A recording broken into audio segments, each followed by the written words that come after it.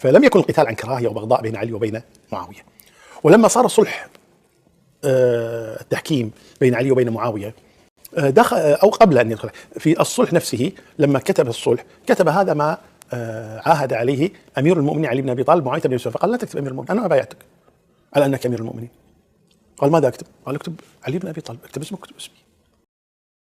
میں نے ایک چیز دیکھی ہے کہ جو عرب کے جو لوگ ہیں نا، خواہ وہ کٹر سے کٹر وہابی کیوں نہ ہو، لیکن وہ سچ بولتے ہیں. یعنی شیخ عثمان الخمیس جو ابھی کے ہیں، ان کے بھی اگر آپ کلپ دیکھیں تو وہ یہ کہتے ہیں کہ بالکل حق علی کے ساتھ تھا اور باقی سب باغی تھے. وہ لفظ کہتے ہیں باغی تھے، اور یعنی اس میں کوئی ان الفاظ کے اندر کوئی نرمی نہیں کہتے، لیکن صرف آگے کہتے ہیں لیکن ہم ان پہ لعنت نہیں کرتے، سب و شتم نہیں کرتے، یہی عقیدہ ہونا بس صرف اتنا کہتے ہیں. لیکن ہمارے ہاں یہ ہے کہ ادھر بس وہ جی عرس ہو رہا ہے، فضائل ہو رہے ہیں. میں اس کی وجہ آپ کو بتاتا ہوں. اس کی ایک وجہ دیکھیں، تعصب ہے. جی عرب دنیا میں اگر باغی کا لفظ بولتے ہیں تو ان کو باغی کا مطلب پتہ ہے. پولیٹیکلی باغی سے مراد کافر نہیں. یہاں باغی آپ بول دیں وہ سمجھتے ہیں کافر کہہ دیا. جس طرح عربی کا وسیلہ اور ہے، پنجابی کا وسیلہ اور ہے. یہاں شاید وہ سمجھتے ہیں کہ یہ ٹی ٹی پی مراد لے رہے ہیں اس سے، یا جو ہے نا وہ کوئی. لیکن میرا خیال ہے کہ مولانا مودودی رحمہ اللہ نے تحویل قبلہ کر دی سنیت کی، خلافت و ملوکیت لکھ کے، ٹھیک ہے.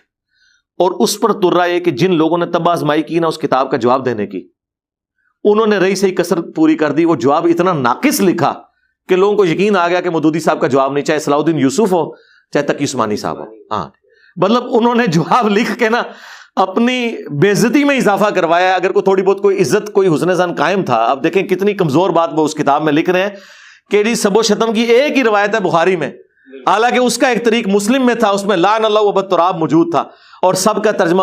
اگر میں نے یہ کہا کہ اگر یہ انہوں نے جان بوجھ کے کیا تو منافق ہیں، اور اگر جان بوجھ کے نہیں کیا تو ہم جاہل ہیں.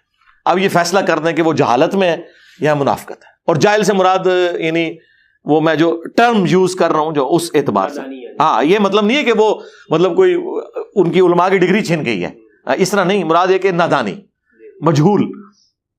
تو بلکہ انہوں نے تو یہ تک لکھا ہے کہ ان پہ جو مولا علی کے لوگ تھے وہ سب و ستم کرتے تھے معاویہ کے لوگوں پر. یہ تقی عثمانی نے اس میں رد کرتے ہوئے لکھا ہے. ہاں تو میرا خیال ہے وہ اتنا جھوٹ بولو، اتنا جھوٹ بولو کہ سچ چھپ جائے اور وہ جھوٹ سچ لگنا. جیسے حجر بن عدی کی جو شہادت کی وہ بات، تو یار کہ مجھے بتائیں کیا پذیرائی ملی؟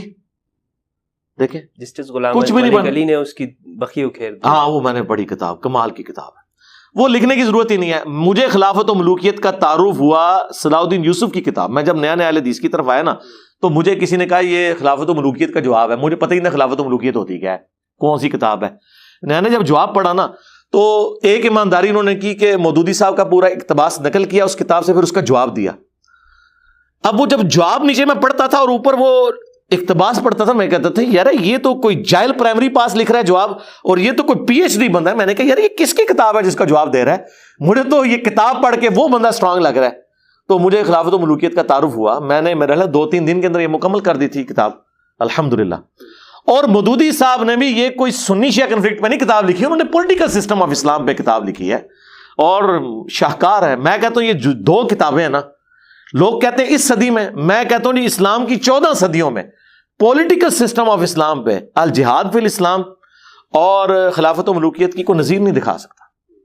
اس کا ادھر بھی ترجمہ، بلکہ عدنان ابراہیم نے مودودی صاحب کا الخلافہ والملک کا حوالہ دیے میں یار وہ بھی ہیں. جی میں نے دیکھے ہیں عدنان ابراہیم کے بھی، اور یوسف القرداوی وہ مودودی صاحب کا. اب یوسف القرداوی صاحب بھی امیر شام کے بارے میں وہی نظریہ رکھتے تھے جو مودودی صاحب کا ہے، لیکن وہ بس اس طریقے سے اوپنلی بیان نہیں کرتے تھے. وہ لیکچر عربی میں ہے اور اس میں خلافت و ملوکیت جو عربی میں جو ٹرانسلیٹ ہے ندوی نے کی ہے، میرے خیال میں کسی ندوی نے اس سے حوالہ دے رہے ہوتے ہیں. سید سلمان ندوی نے شاید کی ہو جو انڈین اسکالر اللہ عالم کسی ندوی کا نام لیتے ہیں. تو اور دوسرے بھی ایک ہیں اردن کے جو حسن الثقاف ہیں، نہیں ان کو میں نے نہیں سنا، میں نے آپ سے ان کا نام لیا. جو تطہیر الجنان جو ہے اس پہ نقد لکھا ہے، نقد تطہیر الجنان، انتہائی شاندار ہے. یعنی جہاں پر ابن حجر ہیتمی جو ہیں وہ گفتگو کرتے ہیں تو نیچے اس پہ تبصرہ جو کرتے ہیں تو اسی طرح کی حدیث پیش کر دیتے ہیں، یا اگر اوپر حدیث انہوں نے لکھی ہے تو نیچے وہ بتا دیتے ہیں کہ یہ انتہائی کس درجے کی روایت ہے. یعنی جس طرح سرکار یہاں پہ بھی تو ظہور احمد فیضی صاحب نے تھوڑا کام کیا یار، قرض اتار دیا. شاگرد سعیدی صاحب کے ہیں، حالانکہ سعیدی صاحب میرا خیال ہے وہ تھوڑے سے پہلے کے ہوں گے اللہ عالم، کیونکہ ہمارے ویسے سعیدی صاحب آپ کے استاد ہیں، مجھے بتائیں. میں نے ان کے ساتھ الحمدللہ عز و جل جو نعمت الباری کی جو جلد المجلد السادس ہے کتاب الجہاد کی، وہ میں نے لکھی ہے. یعنی وہ املا کرواتے تھے تو ہم لکھتے تھے. نہیں، میر شام کے بارے میں ان کا کیا موقف تھا؟ میں نے چونکہ جس وقت ہم پڑھ رہے تھے تو اس وقت یہ بحثیں تو تھی نہیں. لیکن جو کچھ انہوں نے لکھا ہے شرح مسلم میں وہی اعلیٰ حضرت والے عقیدہ لکھا ہے. نہیں، وہ یہ کہتے ہیں کہ جو علامہ عینی نے لکھا ہے کہ کس طرح مجتہد ہو سکتے ہیں، جو انہوں نے نہیں، اس کے اوپر تو انہوں نے گرفت کی ہے، لیکن وہ کہتے ہیں کہ پھر بعد میں فضائل کا پورا چیپٹر، میرا خیال ہے کہ وہ ایک بریلویت کا جو ایک ان کی میں آن دا ریکارڈ نہیں بتا سکتا. اچھا چلیں ٹھیک ہے، چلیں وہ علادہ بات ہے، چیزیں ٹھیک ہے وہ رہنے دیں. کیونکہ مدارس کا جو ماحول ہوتا ہے، مدرسے میں اگر ایک استاد پڑھا رہا ہے 8,000 12,000 کی سیلری پہ، اور پھر وہ آپ کو پتہ ہے کہ وہ بیمار ہو گئے تھے، کمر کے عارضے میں مبتلا تھے، تو وہ شوگر بھی تھی، اور پھر بہت ساری دماغ میں جو ان کا بلڈ جانا جو ہے وہ بند ہو گیا تھا. تو یہ ان پر احسان تھا مفتی منیب الرحمان صاحب کا کہ انہیں مدرسے میں رکھا ہوا تھا، تو وہ اس احسان کے نیچے تھے. تو یہ چیزیں ہیں. تو میں حضرت عرض یہ کر رہا تھا کہ ہمارے ہاں جو ہم اہل البیت کا نام لیتے ہیں اور بڑی ہم محبت کا دعویٰ کرتے ہیں، لیکن فقہ ہو گیا یا دین ہو گیا، سب میں ہمارے اہل سنت میں وہی، کوئی خراسان سے ہے تو کوئی کہاں سے ہے، کسی کا تعلق کس علاقے سے ہے. اہل البیت ہمیں نظر نہیں آتے. یہ حدیث الثقلین جو ہے، جو ہمیں تمام کتابوں میں ملتی ہے لیکن ہماری مسجدوں میں نہیں ہے. کیا آپ سمجھتے ہیں کہ ہم لوگوں کو اہل البیت کے بارے میں کیوں نہیں بتاتے؟ ظاہر تفریق ہو چکی نا سنی شیعہ کی، جب دراڑ آ گئی اور پھر حکومت میں آگے سنی، چاہے بنو امیہ ہوں، بنو عباس ہوں، چاہے عثمانی ہوں، یہ سارے ہارڈ لائنر سنی تھے. اس حوالے سے حضرت علی کے بارے میں بالکل یہ موقف ٹھیک تھا. آج بھی آیا صوفیہ میں دیکھیں، حضرت ابوبکر، عمر، عثمان اور علی کے بعد حسن و حسین کے نام لکھے ہوئے ہیں. اللہ محمد دیکھ لیں، اشنا مشرا کے نام بھی نہیں ہے. تو اس سے اندازہ لگائیں کہ یہ لوگ کٹر اینٹی شیعہ بھی تھے، اور وہاں محبت اہل بیت حضرت علی علیہ السلام کے والے سے اپنی جگہ موجود تھی. لیکن ظاہر ہے کہ وہ چونکہ حکومت میں آ گئے، پھر شیعہ کے ہاں بھی جو ایک غلوف کا درجہ آیا نا، اس کی وجہ سے یعنی معاملات بگڑ گئے.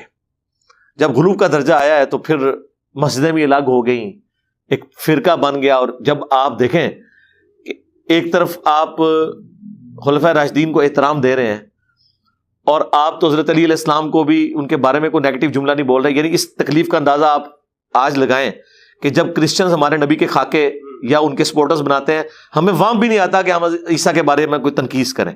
ہم حضرت عیسیٰ علیہ السلام کی عزت بھی ویسے ہی کرتے ہیں اور ان کے اپنے ایمان کا حصہ سمجھتے ہیں جس طرح نبی علیہ السلام پہ ایمان لانے کو. اس طریقے سے سنیوں کے تو ہاتھ پاؤں انہوں نے باندھ دیے نا. جب یہ خلفائے ثلاثہ پہ بکواسیات کرتے تھے تو سنی تو یہ وام بھی نہیں لا سکتے تھے کہ شیعہ کو ہی چڑھانے کے لیے حضرت علی کے بارے میں کچھ جملہ بول دیں، کیونکہ وہ مانتے تھے کہ حضرت علی کے بارے میں بھی بکواس کرنا گویا ایسا ہی ہے کہ جس طرح رسول اللہ کے بارے میں کوئی کر رہا ہے. ہاتھ پاؤں بندھے ہوئے تھے ان کے. تو پھر انہوں نے دوسرا پھر بدلہ لیا کہ وہ ایک دراڑ پھر کھڑی کر دی. پھر وہ لڑائیوں تک نوبت گئی، وہ وہاں پہ ہارڈ لائنر ہوتے گئے، یہاں پہ ہارڈ لائنر ہوتے رہے. آج ہم جہاں جس دنیا میں بیٹھے ہوئے ظاہر ہے یہ ایک بہت پرانی تفریق ہو کے دراڑ بہت بڑھ چکی ہے. اب اس کو فل کرنے کی ضرورت ہے. اس اعتبار سے قرآن کے اوپر امت کو اکٹھا کریں، عقیدوں کے اوپر، اس کے بعد اہل البیت کا احترام اور یہ چیزیں بیان کریں. یہ حقیقت بات ہے، باقیوں کو تو چھوڑ دیں.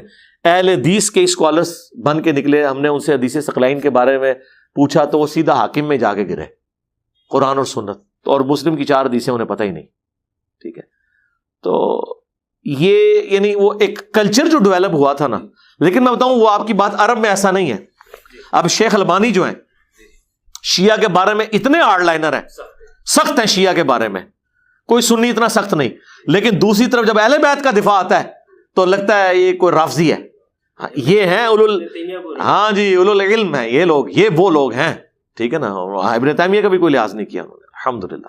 چھوڑ دیں ابن حجر کو، انہوں نے کہہ دیا کہ ابو الغادیہ کے بارے میں جو تم کہہ رہے ہو کہ جی اسے بشارت کفایت کر جائے گی، نہیں یہ تخصیص ہے، تو اس سے وہ ولی فضیلت اٹھ گئی. عدالت صحابہ میں تم کس دادا کریں. حالانکہ انہیں یہ خیال نہیں آیا کہ مسند احمد میں مسند ابی الغادیہ موجود ہے، ابو الغادیہ کی حدیثیں ہیں. ہم تو آج بھی رضی اللہ عنہ ہی کہتے ہیں. ٹھیک ہے، تو مطلب ظاہر ہے کہ ہمارا وہ ایک احترام والا جذبہ ہے. ویسے لوگ ہم سے ناراض بھی ہیں اس حوالے سے کہ جی وہ بھی رضی اللہ عنہ ہو، وہ بھی رضی اللہ عنہ ہو. یار آپ لوگ یہ دیکھا کریں ہم رسول اللہ کی نسبت کی وجہ سے کر رہے ہیں، خدا کے لیے آپ اس چیز کو سمجھیں. بس اگر کوئی رضی اللہ عنہ نہیں ہے میرے کہنے سے ہو نہیں جانا اس نے، اور اگر وہ ہے تو دنیا بھر کے سارے رافضی مل کے بھی اس میں لانتے بھیجیں، اللہ کے حضور وہ رضی اللہ عنہ ہی ہے. ٹھیک ہے نا؟ اس لیے آپ کسی پہ قدغن نہ لگائیں، میرا رائٹ ہے یار.